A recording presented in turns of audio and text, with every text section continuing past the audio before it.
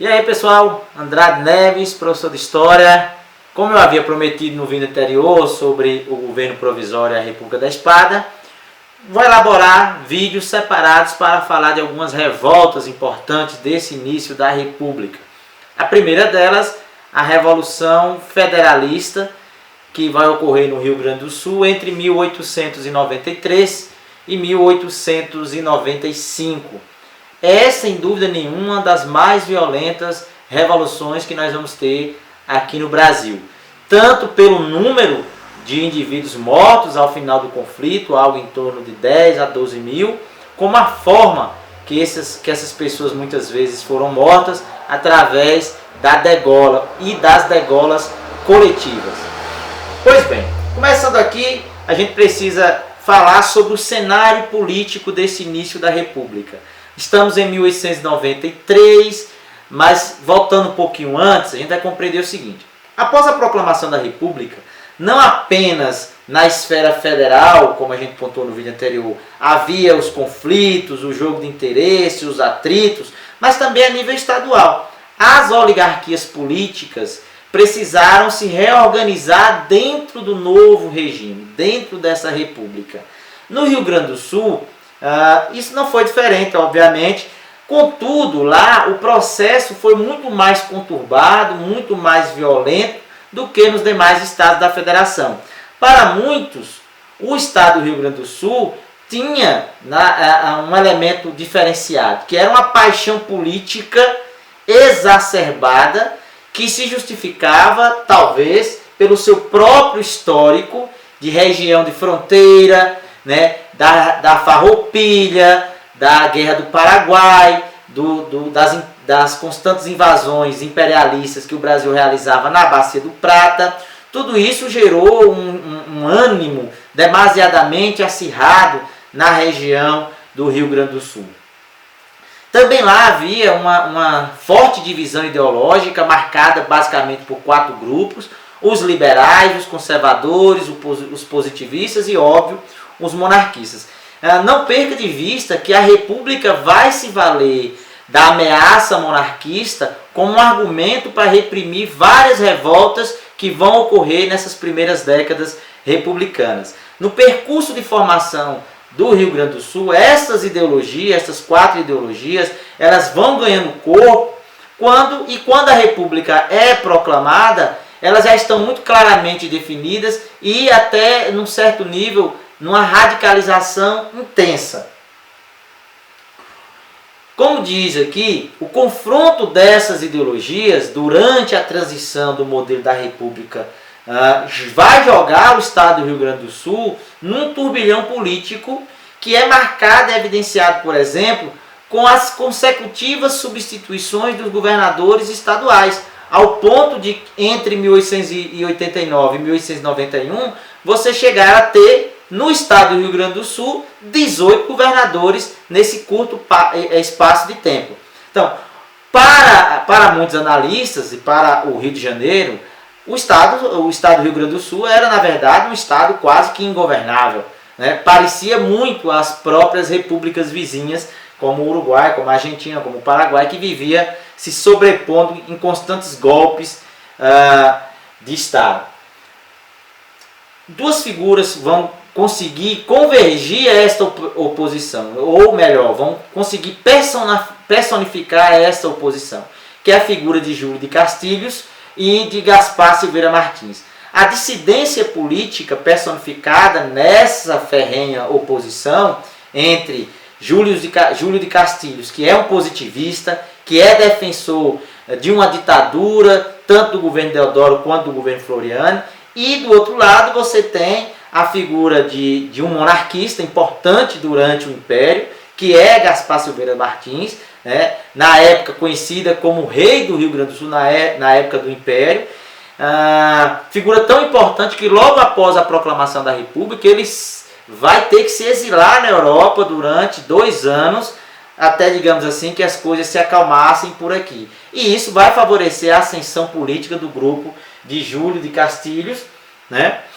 E essa influência política vai se evidenciar principalmente na elaboração da Constituição do Rio Grande do Sul, na elaboração da Constituição Gaúcha, onde as leis não seriam elaboradas pelo parlamento, pela Assembleia Estadual, mas pelo próprio chefe do Poder Executivo, ou seja, pelo próprio governador, na época chamado presidente do Estado. O vice-governador também, né, ao invés de ser eleito nas urnas, seria escolhido pelo próprio titular, pelo próprio presidente do Estado. E, por fim, o governador poderia ser reeleito quantas vezes estivesse disposto a disputar o pleito eleitoral e, claro, o eleitorado a votar nele. Veja que a Constituição Gaúcha abria, na verdade, a possibilidade de um grupo estabelecer uma ditadura, ainda que não uma ditadura clássica, mas uma ditadura utilizando-se da instituição para o seu próprio favorecimento. Na verdade, o que a gente vai observar nessa Constituição do Rio Grande do Sul foi um debate que não se consolidou ainda lá na Constituinte de 1890, 91, para a elaboração da Constituição Federal, quando Júlio de Castilhos já apresentava ali uma perspectiva ultrafederalista, uma perspectiva extremamente positivista, na qual ele legitimava ou defendia a ideia de que para a República se consolidar, necessariamente, num primeiro momento, ela precisaria ser uma ditadura de ordem militar. Como essas ideias não vingaram lá no Rio de Janeiro, ele leva e consegue implantar essas ideias na Constituição do Rio Grande do Sul, né? Júlio de Castilhos, então, ele divide a política gaúcha entre dois grupos. Nós teremos, de um lado, aqueles que o apoiam, que a gente chama dos pica-paus, e do lado da oposição, os federalistas, chamados de maragatos. Castilhos ele vai ser eleito governador do Rio Grande do Sul ainda em 1891. E aí eu trago aqui uma citação de Laurentino Gomes que diz o seguinte: assim, a Constituição positivista de Júlio de Castilhos e sua rivalidade visceral com Silveira Martins, somadas às dificuldades iniciais da República Brasileira, serviram de combustível para a sangrenta Revolução Federalista que por 2 anos iria dilacerar o Rio Grande do Sul. Laurentino Gomes no livro 1889. Então, observe que essa rivalidade, ela, na verdade, é a própria consolidação de perspectivas ideológicas distintas. E a nível estadual representa claramente um antagonismo entre republicanos e monarquistas. Republicanos na figura de Júlio de Castilhos e monarquistas na figura de Martins. Quando Deodoro quis fechar o parlamento lá, na tentativa de decretar o fechamento e o estado de sítio, Júlio de Castilhos apoiou a figura de Deodoro e, como consequência, ele vai ser também retirado do cargo. Ou seja, se Deodoro renuncia a nível federal, Júlio de Castilhos, contra a oposição, ele vai ser retirado do poder. Só que, pouco mais de 1 ano depois, ele volta à presidência do Estado do Rio Grande do Sul e, pior, disposto a exercer plenamente os seus poderes ou, em muitas situações, inclusive extrapolar. Diante dessa reviravolta política, o grupo federalista de Silveira Martins decide, então, tentar derrubar o governo estadual e, quiçá, o governo federal pela via da arma. Perceba que o limite da revolta sempre chega em um ou outro momento durante essa fase da Primeira República nas armas. Era o início, então, da revolta, era o início dessa revolução, que, como eu já falei anteriormente, divide o Rio Grande do Sul entre pica-paus e maragatos, né? Num primeiro momento, diante da investida da oposição, dos simpatizantes de Silveira Martins, Júlio de Castilhos ele vai desenvolver uma estratégia muito simples, que é aquela de argumentar que o movimento de oposição ao seu governo trata-se, na verdade, de um movimento monarquista que, a partir do Rio Grande do Sul, tentaria suplantar a República e restabelecer a monarquia. Esta ideia, apesar de ter as suas evidências, mas ser muito mais fantasiosa do que real, acaba convencendo o presidente já Floriano Peixoto a apoiar a Júlio de Castilho no movimento de repressão aos maragatos. E aí veja aqui o trecho também de Laurentino Gomes, vai dizer assim, ó, acuado, o governador logo conseguiu convencer Floriano Peixoto de que o levante federalista não era apenas uma guerra dos próprios gaúchos, mas uma tentativa de restauração da monarquia chefiada por Silveira Martins. E como eu falei, Silveira Martins havia sido uma das mais importantes figuras do Império.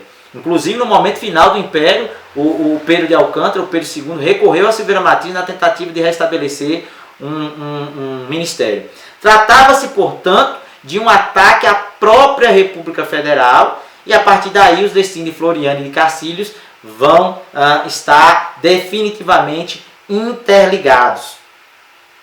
Um outro ponto que marca a Revolução Federalista é que quando Floriano consegue suprimir, abafar a segunda revolta armada na capital federal, no Rio de Janeiro, a armada desce para o Rio Grande do Sul, ou pelo menos parte dela, em apoio aos dissidentes, né, gaúchos, ou seja, em apoio aos maragatos, em apoio a Silveira Martins. E isso vai, de certa forma, enfurecer ainda mais a figura de Floriano, porque ele achava que a coisa já tinha, com os militares, com a armada, com a marinha, a questão já estava resolvida. Mas não. E a marinha desce em apoio à oposição do Rio Grande do Sul. De certa forma, a união entre os federalistas e a armada vai dar a Floriano o pretexto para solicitar ao parlamento a ampliação dos seus poderes através do chamado decreto de estado de sítio, que vai ser concedido por tempo indeterminado. A partir daí, então, Floriano poderá dispor de recursos, né, os mais variados possíveis para ajudar Júlio de Castilho a abafar a revolta, enviando, obviamente, tropas federais e formando uma linha de frente contra os maragatos, junto com os simpatizantes de Júlio de Castilho, junto com os pica-paus. A união entre o governo estadual e o governo federal vai inviabilizar qualquer possibilidade de sucesso dos maragatos, porque é um ponto fundamental para se desestabilizar o governo de Floriano. Então, a união entre as tropas federais com as tropas estaduais aniquilou qualquer possibilidade de vitória dos maragatos. Por quê? Uma coisa fundamental para que essa vitória pudesse se concretizar, ou que houvesse a mínima possibilidade para isso, era que os maragatos federalistas conquistassem o apoio dos paulistas. Contudo, os paulistas estavam muito satisfeitos com o governo de Floriano por dois motivos básicos, né? Ele havia eliminado qualquer possibilidade de fragmentação do território e, ao mesmo tempo, havia também derrotado qualquer oposição monarquista. Então, o governo de Floriano contou com esse forte apoio dos paulistas, garantiu a união com as tropas gaúchas de Júlio de Castilho e ambos, né, num trabalho conjunto, derrotaram os federalistas, né, de maneira bastante rápida. No ano seguinte, em 1895, já no governo de Prudente de Moraes, o primeiro presidente civil que nós vamos ter, será assinado um armistício, um acordo de paz entre os maragatos e as tropas federais. Isso não quer dizer, porém, que houve o fim desses antagonismos ideológicos próprios do Rio Grande do Sul. De maneira que, inclusive, em outros acontecimentos, nós vamos estar encontrando novamente os maragatos, como na revolta do Contestado. Porém, aí, galera, já é assunto para outro vídeo. Beleza? Espero que vocês gostem. Um forte abraço e até a próxima. Andrade Neves.